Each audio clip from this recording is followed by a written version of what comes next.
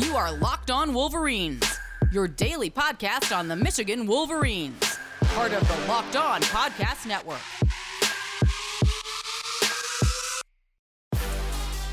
Happy Wednesday. We are back after I had to take Tuesday off. Too much. Had basketball, had football before that. Sometimes just can't get them all in. Don't have time. My apologies for that. Anyway, Locked On Wolverines podcast, part of the Locked On Podcast Network, where it is your team every day that I have time. Which is most days, but it didn't work out yesterday. I tried. Trust me, I tried. It just didn't work. Anyway, just was busy all day, running like a chicken with my head cut off. Anyway, I'm your man on the ground, Isaiah Hole, publisher of Wolverines Wire through USA Today Sports Media Group. And so we got a couple things that we've got to cover today. We do not have, as hoped, the Pro Football Focus people.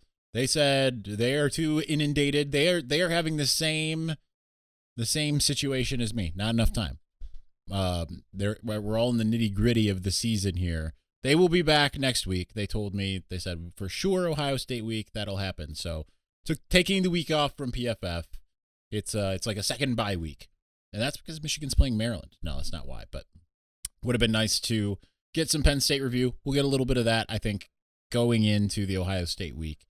Doesn't matter if it's this week or if it's next week, assuming Michigan handles business against Maryland. So I have some thoughts on that matchup. We'll talk a little tiny bit about basketball at the end because Michigan lost to Seton Hall. Gavitt games are not going well for the Big Ten. It is what it is. I agree. It was more about Michigan than it was Seton Hall. So we'll get into all of that. But before we do any of that, we're going to talk about the college football playoff rankings because I do have some thoughts that I want to get on tape here to discuss, considering I think that there's obviously there's the big furor over the fact that Michigan is still ranked ahead of Michigan State. There was one thing I meant to look up that I didn't, so I'm going to do that here while we're talking. But one of those things is, to me, this is twofold, right? So, obviously, Oregon is ranked ahead of Ohio State. So, that seems weird in comparison, right? Because Oregon also lost to Stanford, who has 3 wins on the season. That's not right? Like, I understand Stanford beat SC, Stanford beat Oregon, they beat Vanderbilt, whatever. It's a bad team. To me, because Gary Barta made this comment about, Oregon's been playing really, really good. The thing to me is, yes, they have the head-to-head win over Ohio State. Who have they played really good against? Ohio State is literally the only ranked team that they have played so far. They are 3-0 against teams with winning records, 5-1 against teams without winning records. So there is a little bit of a disconnect as far as that is concerned. And I also heard, like, with Cincinnati, Notre Dame, that's also a situation. Cincinnati's undefeated. Notre Dame is only losses to 5th-ranked Cincinnati. I have no problem with that. You get into Michigan State, and maybe I have no problem, and I understand there's people that are going to look at me and say, well, of course, you cover Michigan, you have no problem with it. No, like, that's not why I have no problem with Michigan State being ranked behind Michigan, because Michigan's only loss is to 7th-ranked Michigan State. Or, top 10 ranked Michigan State, however you want to put it. Michigan State's loss is to a currently unranked Purdue, who is 6-4. That said, Oregon shouldn't be ranked as highly as they are, and Michigan State ranked as low as they are. I understand Gary Barta said, hey, we look at Michigan as the more complete team. They had the head-to-head. It is, that's a big part of it. Okay, fine, fair, whatever. Because, I agree. I think that Michigan, based off of even in the game that we did watch, I don't think you could come away with that game I'm certain that people in East Lansing came away from that game saying we are just so much better than Michigan. I don't think anyone watched that game that could generally make that argument. Like I said before, a lot of things went wrong for Michigan. Michigan State capitalized on those things. That's not taking away, because how many times have we seen things go wrong for the team Michigan's playing and then Michigan not taking advantage? Penn State this week felt like things, when they went wrong for Penn State, whether they made a minor mistake or a big mistake, Michigan often didn't capitalize on it. I was saying on the sidelines, Michigan's trying to F around. I wasn't using that verbiage, of course. I was using much more NSFW verbiage. I said, Michigan's trying to F around and find out, which is something that we've seen a couple times this year. Obviously, against Michigan State, that happened. But I look at that, and I'm guessing that the playoff committee agrees that if they played 10 times, Michigan would win 7 of them probably. But that's not how it went. And to some degree, I think you should honor that. But just because you have a head-to-head doesn't necessarily make you impervious to kind of falling down a little bit. One of the other things about Michigan State is obviously its defense. I don't know where the overall defense is ranked, but 130th ranked pass defense. It's hard to get through some of those things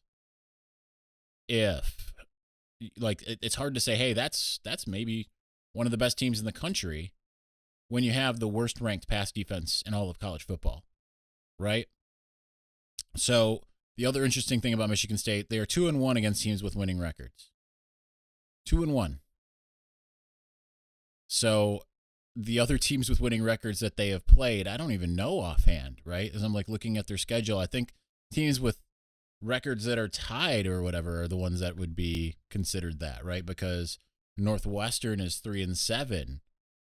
Nebraska is 3-7. Miami is 5-5, so that's one of them because it's not a losing record.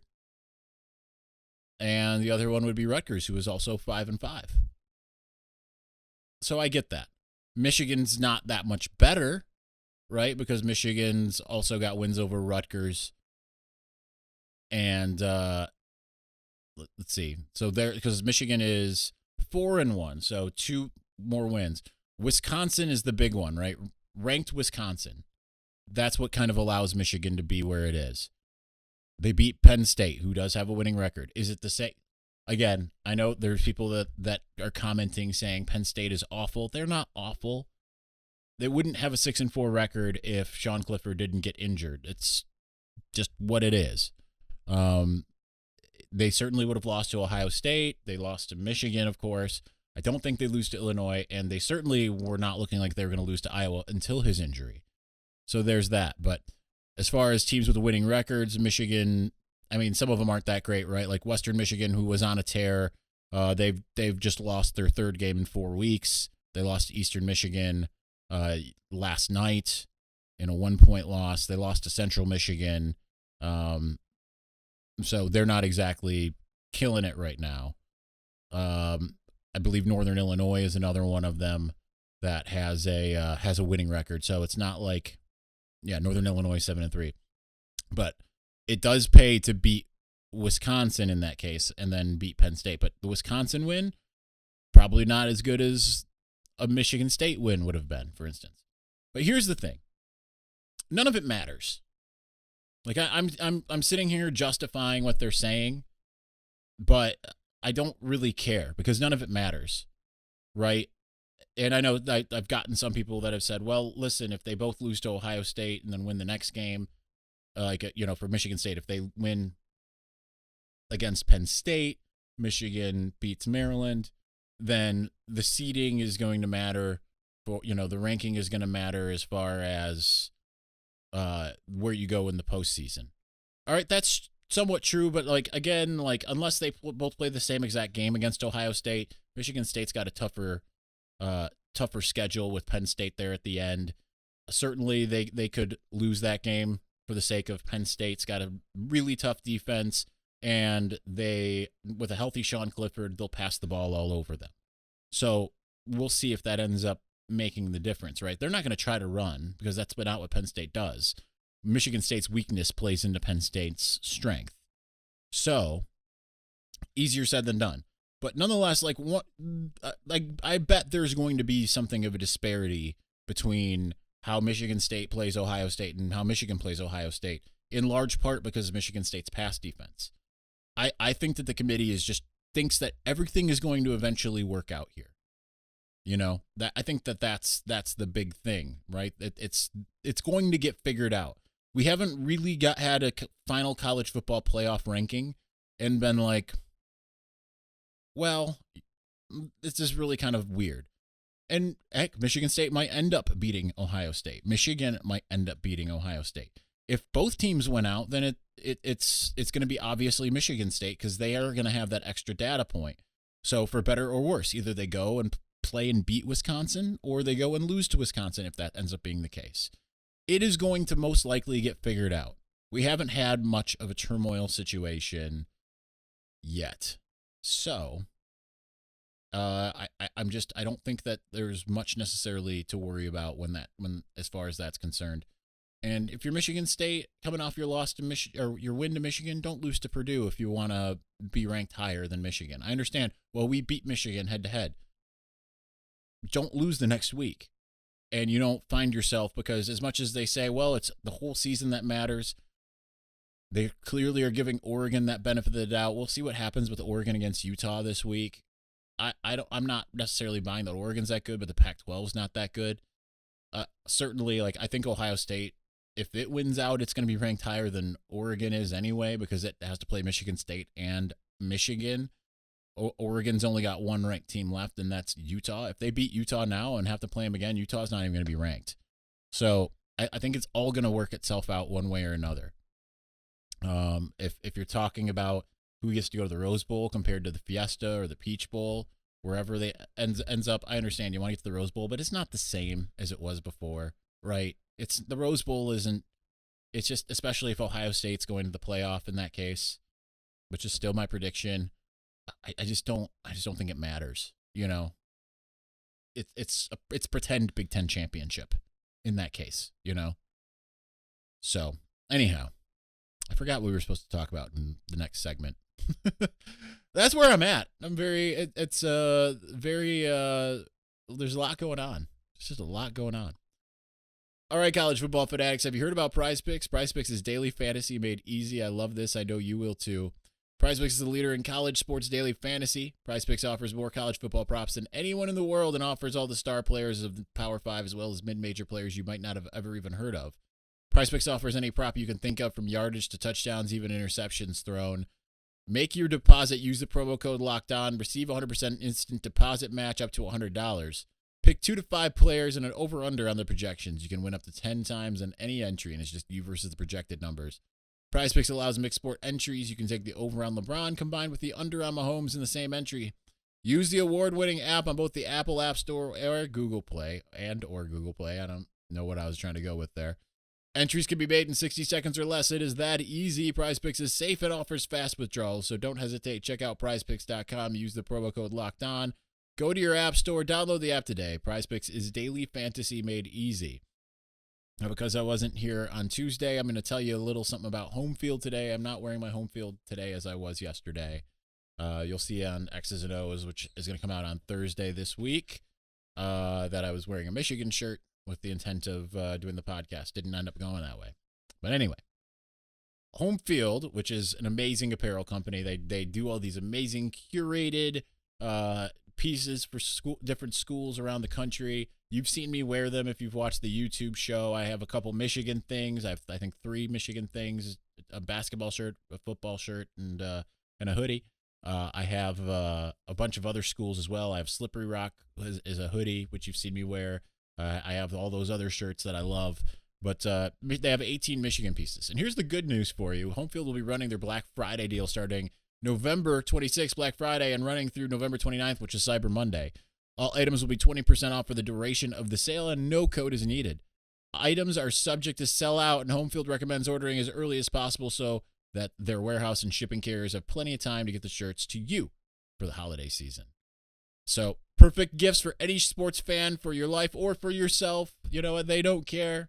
certainly I'm probably, I mean, we'll figure out if I'm going to buy more. I just bought 6 shirts. There's more that I want. I want to get an Alabama shirt. I kind of want a Texas A&M shirt.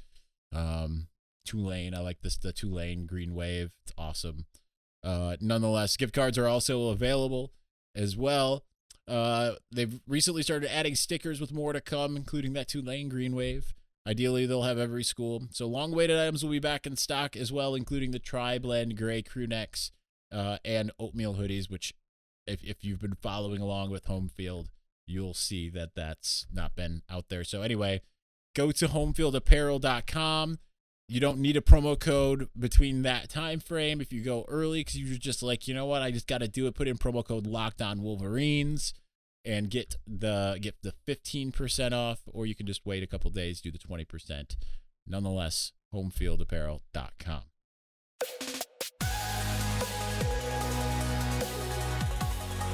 All right, I still don't remember what I said I was going to talk about in segment 2. It was like, all right, I got a good idea. Again, my brain is mush. I have brain fog up the wazoo. We are at the end of the season. Oh, Maryland, that's what it is. I would say we're going to Maryland, so I have some thoughts. But some of my thoughts are still kind of on Ohio State, so that we'll mix them together, the things that I was thinking beforehand. If you have any questions for the mailbag, if it's before Thursday at noon, get those questions in. My flight is in the late afternoon, but that means I'll be at the airport in the mid-afternoon. So we have to record it relatively early. So get those questions in. Anyhow, all right, so Maryland is really going to give Michigan a very good preview for what they'll face against Ohio State. Talia Tagovailoa has not been great. He's had his moments, though.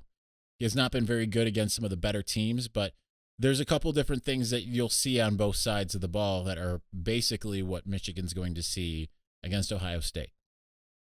Maryland against a defense with a pulse has not been the same.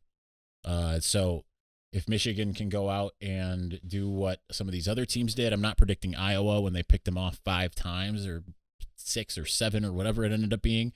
I'm not predicting that. But if you can get Talia Tagovailoa off his spot, which I fully expect Aiden and David Ajabo to be able to do, then certainly they're going to struggle. But I almost want to see what happens if you don't get him off his spot, and see how that back end happens. As long as it still ends in not bad, then that would be good. You know what I mean? But the reason why that's important, well, let me get to the other thing first.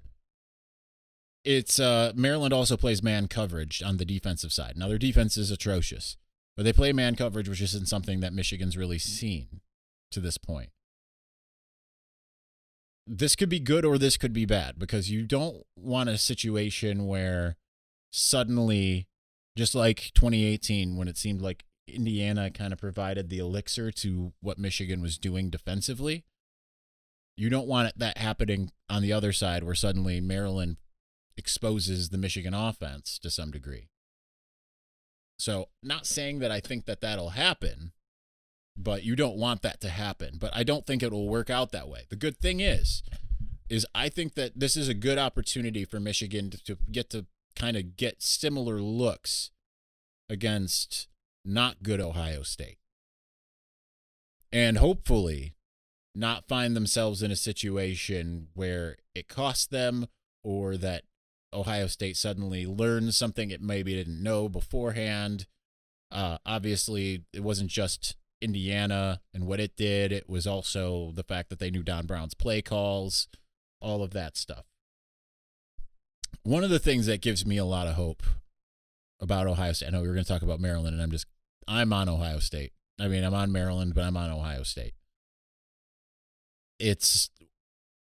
I think I kind of have a feeling, based off of something George Hilo said today, that kind of gives me an idea for how Michigan's offense might attack Ohio State's defense, and kind of why it's perfect, right? Because early in the season, it looked like, okay, you're going to be able to run the ball in Ohio State. Now they're 14th in the country at stopping the run. So maybe they're not going to be able to run the ball great against the Buckeyes. you hope for 150 yards. I think that would suffice, But we asked, when I say we, I mean Michael Cohen from the Detroit Free Press asked George Hilo, you guys have done a really good job at stopping those mesh concepts, which for the layman, essentially those underneath crossing routes that Ohio State used to kill Michigan in 2018 and what other teams started using. And he was saying, well, yeah, because what you do is people run mesh if they're against man coverage. And this is why Maryland kind of comes into it, because Maryland runs man coverage. People run mesh against man coverage. They play zone when you want to stop the mesh, because you can kind of essentially, you can read what he said on Wolverines Wire, but you're essentially bracketing to some degree. So, yeah, they might catch the ball underneath. You're giving 2-3 yards or whatever, but they're not going anywhere. So, with that in mind, I don't expect Maryland or Ohio State to necessarily be able to take advantage of Michigan in that light. Ohio State throws downfield a bit now anyway. So it's not that that's what they want to do. It's just that's what they did in 2018. Conversely, Michigan showed that it likes to do that type of thing lately. And if you're playing against man coverage, those underneath routes, which Michigan almost always seems to do, almost exclusively in the passing game, it's certainly, maybe that will work against Ohio State. You're seeing a method to the madness to some degree as to why the offense is what the offense is. Because it does seem like the goal, like running the ball was like, all right, Ohio State's not good against the run. Passing underneath, okay, Ohio State might not be good at stopping that. If they're in man coverage, which is what they play, and you're creating picks off of one another, different high-low concepts as well to say, all right, they've figured out how to cover the mesh, but we've got a man situation downfield. Their pass defense isn't very good. Ohio State's isn't. I think it's 77th or something like that in the country, or 96th. It's not good, is what I'm saying. So there is a chance. Again, if you listen to the first segment, because I know I'm going to get, they haven't listened to any of this. I know I'm going to get angry Buckeyes, because lately every podcast I post gets angry. I get messages or comments from angry Buckeyes who just they don't listen, or they selectively hear something. Like, I am treating it as a foregone conclusion that Michigan loses to Ohio State. I have been very consistent about that for years now. I changed my prediction in 2018, but that week, if you listened to Locked On Wolverines in 2018, you heard me say, I don't feel confident about this game, even though there was every reason. Everyone was picking Ohio State except for, I think, like the people who write for the student newspaper at Ohio State. Everyone else picked Michigan. I think it's a foregone conclusion. Not really, in a sense, but because each game is different. Each year is different. These Buckeye players didn't get to play Michigan. C.J. Stroud has never played against Michigan. He's only been, I think, at a Michigan game as a recruit. You know what I mean? So it's a little bit different if he was even at one of those games. Some of these other guys, like, Chris Olave played against Michigan, but Jackson Smith and Jigma has not. Garrett Wilson, I think, played in 2019, but some of the others haven't. Travion Henderson obviously hasn't. Master Teague has. Mayan Williams, I don't know if he was around then or not. But nonetheless, it's different. Plus, games at home. I think that's a very important distinction as well, because some of these other big matchups, when it's been, number 1 versus number 2 in 2006, or the 2 versus 3 in 16, or whatever the rankings were in 2018, those are all in Columbus. It's a little bit different playing at home, especially Michigan tends to play different at home. So maybe that works out. Maybe it doesn't. I don't know. All right. We are running out of time. Camera battery is not going to last, or whatever. Not battery, memory card. So we have to move on, and we'll talk about basketball for about 3 minutes. But before we do, listen, this is it. The putt to win the tournament. You sink it, the championship is yours. But on your backswing, your hat falls over your eyes. Is this how you're running your business? That's how I'm running my golf swing. Poor visibility because you're still relying on spreadsheets and outdated finance software. To see the full picture, you need to upgrade to NetSuite by Oracle. NetSuite is the #1 cloud financial system to power your growth with visibility and control of your financials, inventory, HR, planning, budgeting, and more. NetSuite is everything you need to grow all in one place. With NetSuite, you can automate your processes and close your books in no time while staying well ahead of your competition. 93% of surveyed businesses increased their visibility and control after upgrading to NetSuite. Over 27,000 businesses already use NetSuite, and right now, through the end of the year, NetSuite is offering a one-of-a-kind financing program to those ready to upgrade at netsuite.com/lockedon. Head to netsuite.com/lockedon for special end-of-the-year financing on the #1 financial system for growing businesses, netsuite.com/lockedon. Also got to tell you a little bit something about Built Bar. Y'all know how much I love Built Bar. I should have saved it because I literally had a Built Bar right before coming on. I got my box today of the coconut brownie chunk. I've already had 2 today because I love it so much. Like I said the other day, I am tied, I think, again, with which one's my favorite, peanut butter brownie or the coconut brownie chunk. So good. If you don't know what Built Bar is, it's a protein bar that tastes like a candy bar. It is high protein, low calorie, low carb. I can have 2 and not feel like a complete glutton. And the good news is I can have 2 as a meal replacement, and it's still less calories, higher protein than going and getting a Metrics Big 100. So do like I do. I put my money where my mouth is. I've spent an insane amount of money over the course of years. Not really, but because I've also saved a lot of money by using the 15% off code LOCKEDON15, or LOCKED15, sorry, LOCKED15. Go to built.com, put in promo code LOCKED15, get 15% off your next order. Think about how much I've saved. Let's be positive about it. How much I've saved from that.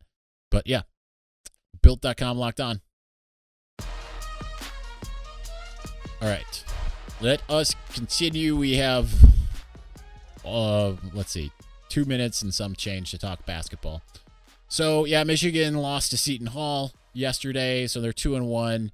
Not good. Michigan's shooting, not good. He didn't hit a 3 until relatively late in the second half. Went 0 for 11 before then. Meanwhile, I mean, talk about a Michigan team wanting to F around and find out. That's exactly what happened. They ballooned the lead to 11, and Seton Hall just 3 after 3. They didn't necessarily make a ton of them necessarily, but they took a ton of them, and by contrast, they made a lot. And it came timely possession. So not great. I kind of look at it as a kind of a one-off to some degree, except for the perimeter defense continues to be an early season struggle. They got better last year as the season went on, but it started out the year exactly how it has this year. Michigan couldn't escape. Seton Hall's 3-0. It's not necessarily a bad team. So it doesn't hurt you that much. I mean, you get through everything, but yeah, they need to figure out a way to shoot a little bit better. Not a very good showing for Caleb Williams. Not a very good showing for Moussa Diabate. Really encouraged by Kobe Buffkin in this one. He came in, provided a spark. Hunter Dickinson, Eli Brooks both looked really good for most of the game, as did Devontae Jones. Had some ups and downs, but I think that mostly it was ups. So, it's early season. Is it more exciting if they go into the bulk of the Big Ten schedule undefeated? 100%, especially when you're ranked as highly as you are, number 5, I think, in AP or whatever it is. It is what it is, though. You know, they're not going to fall that far. They'll fall, but they won't fall that far, and they'll figure it out, hopefully. Still think it's going to be a good team, but yeah, missing some of those key guys that really helped last year. All right, that's all the time we have. So that'll do it. Make sure you get in your questions for the mailbag if this is before Thursday at noon. I'm going to record at noon on Thursday. Literally just got my flight check-in notice. So dead serious. We're still going to be doing the Friday podcast with Jake Butt. I will be on the road. Jake will be in Columbus, Ohio. Fun times had by all. Anyway, that'll do it. Thanks for watching and or listening. We'll talk to you soon. Peace.